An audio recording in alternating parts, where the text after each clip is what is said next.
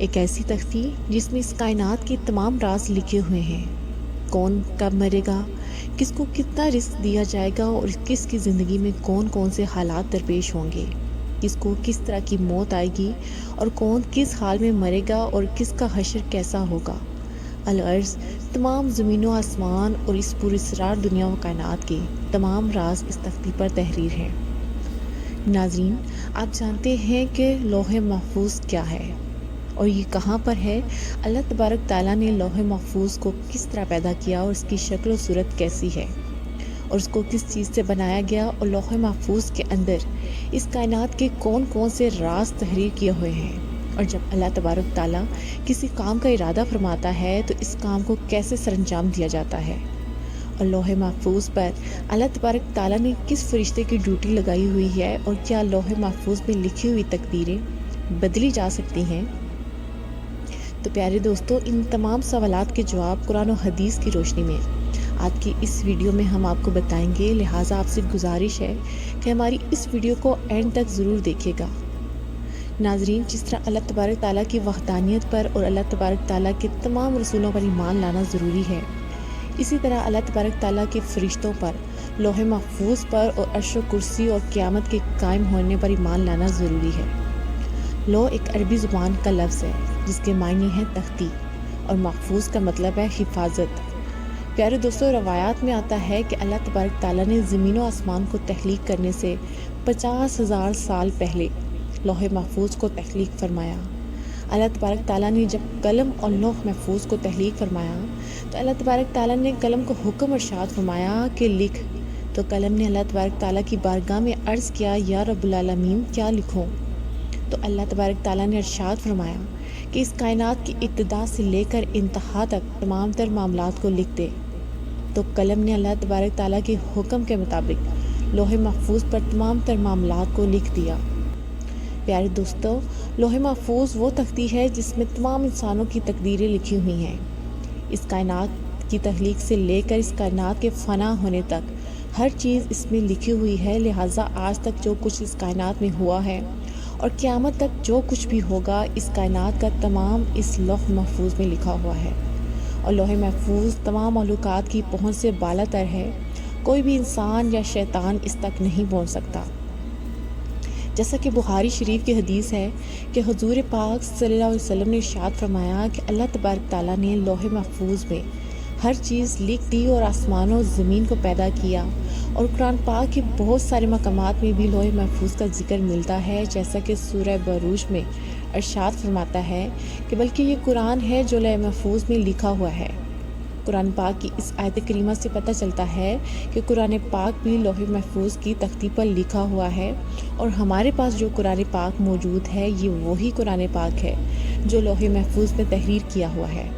اور ایک دوسرے مقام پر اللہ تعالیٰ قرآن پاک میں ارشاد فرماتا ہے، اور ہم نے ہر چیز لوح محفوظ میں شمار کر رکھی ہے، یعنی اللہ تعالیٰ نے ہر چیز کو اس جہان میں واقع ہونے سے پہلے ہی لکھ دیا تھا۔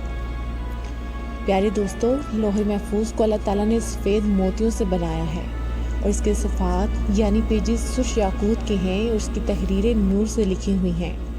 جیسا کہ حضرت ابن عباس رضی اللہ عنہ سے روایت ہے کہ نبی آخر الزمان حضرت محمد مصطفیٰ صلی اللہ علیہ وسلم نے ارشاد فرمایا کہ اللہ تعالیٰ نے لوح محفوظ کو سفید موتیوں سے پیدا کیا، اور اس کے صفحات یعنی پیجز سرخ یاقوت کے ہیں، اور اس کا قلم نور کا ہے، اور اس کی لکھائی بھی نور کی ہے، اور اللہ تعالیٰ ہر روز لوح محفوظ کی طرف 360 مرتبہ نظر فرماتا ہے۔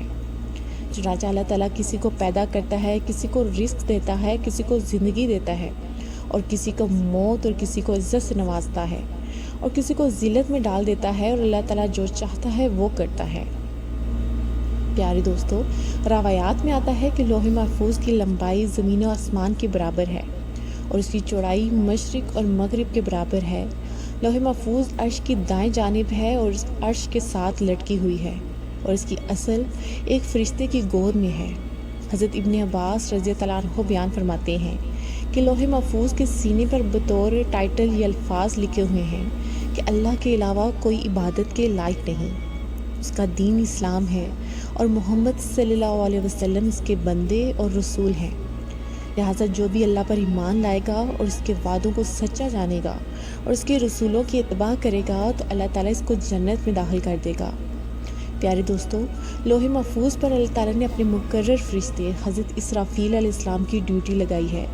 جیسا کہ حضرت ابو سنان رحمۃ اللہ علیہ فرماتے ہیں کہ اللہ تعالیٰ کے سب سے زیادہ قریب لوح محفوظ ہے جو عرش کے ساتھ لٹکی ہوئی ہے۔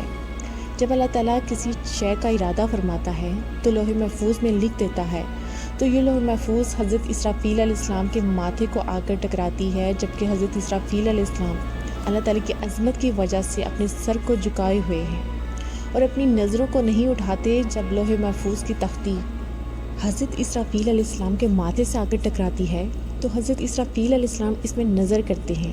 اگر اس میں اللہ تعالیٰ کا حکم آسمان والوں کے متعلق ہوتا ہے تو حضرت اسرافیل علیہ السلام میکائیل علیہ السلام کے سپرد کر دیتے ہیں، اور اگر کوئی حکم زمین والوں کے متعلق ہوتا ہے تو حضرت اسرافیل علیہ السلام اس حکم کو حضرت جبرائیل علیہ السلام کے سپرد کر دیتے ہیں۔ بس سب سے پہلے روز قیامت جس چیز کا حساب ہوگا وہ لوح محفوظ ہوگی۔ پیارے دوستو، جب روز قیامت اللہ تعالیٰ لوح محفوظ کو حساب کے لیے بلائے گا تو اس کے سب جوڑ کانپ رہے ہوں گے، تو اللہ تعالیٰ لوح محفوظ سے فرمائے گا، کیا تو نے میرے حکم پہنچا دیے تھے؟ تو لوح محفوظ اللہ تعالیٰ کی بارگاہ میں عرض کرے گی، جی ہاں یا رب العالمین۔ تو کہا جائے گا، تیرے حق میں کون گواہی دے گا؟ تو وہ اللہ تعالیٰ کی بارگاہ میں عرض کرے گی، حضرت اسرافیل علیہ السلام۔ تو اس وقت حضرت اسرافیل علیہ السلام کو بلایا جائے گا۔ اس وقت حضرت اسرافیل علیہ السلام کے بھی جوڑ کانپ رہے ہوں گے۔ اللہ تعالیٰ حضرت اسرافیل علیہ السلام سے فرمائے گا، کیا تجھے لوح محفوظ نے میرے تمام حکم پہنچا دیے تھے؟ تو حضرت اسرافیل علیہ السلام اللہ تعالیٰ کی بارگاہ میں عرض کریں گے، جی ہاں یا رب العالمین۔ اس وقت لوح محفوظ کہے گی، سب تعریفیں اس اللہ تعالیٰ کے لیے ہیں جس نے مجھے پورے عذاب سے نجات عطا فرمائی۔ اور پھر اس طرح حساب و کتاب کا سلسلہ ہوتا رہے گا۔ ناظرین، بات کرتے ہیں، کیا لوح محفوظ کی تقدیر کو بدلا جا سکتا ہے، اور کیا واقعی تقدیریں دعاؤں سے بدل جاتی ہیں؟ اس کے بارے میں روایات میں آتا ہے کہ تقدیر 3 قسم کی ہوتی ہے۔ پہلی تقدیر وہ ہوتی ہے جو عام انسانوں کی دعاؤں کی وجہ سے اللہ تعالیٰ بدل دیتا ہے، اور دوسری تقدیر وہ ہوتی ہے جو اللہ تعالیٰ اپنے خاص بندوں یا اپنے انبیاء کرام کی دعاؤں کی وجہ سے بدل دیتا ہے۔ ان 2 قسموں کے اندر تو تقدیروں کو بدلا جا سکتا ہے، لیکن تقدیر کی تیسری قسم وہ تقدیر ہے جو لوح محفوظ پر تحریر ہے۔ اس تقدیر کو نہیں بدلا جا سکتا، حتیٰ کہ لوح محفوظ پر لکھوائی تقدیر کو تبدیل کرنے کے لیے کوئی نبی بھی دعا کرنا چاہے تو اللہ تعالیٰ اس کو روک دیتا ہے۔ ناظرین، اس سے معلوم ہوا کہ لوح محفوظ پر جو کچھ بھی لکھا ہے اس میں کسی قسم کی کوئی تبدیلی نہیں ہو سکتی، اور لوح محفوظ پر لکھی تقدیروں کو کسی طرح بھی بدلا نہیں جا سکتا۔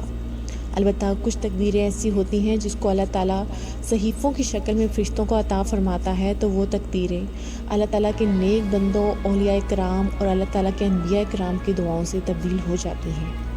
اللہ تعالیٰ سے دعا ہے کہ اللہ تعالیٰ ہمارے تمام صغیرہ کبیرہ گناہوں کو معاف فرمائے اور اپنے پیارے حبیب حضرت محمد مصطفیٰ صلی اللہ علیہ وسلم کی شریعت کے مطابق زندگی گزارنے کی توفیق عطا فرمائے، ان کی محبت کے اندر جینا مرنا نصیب فرمائے۔ آمین یا رب العالمین۔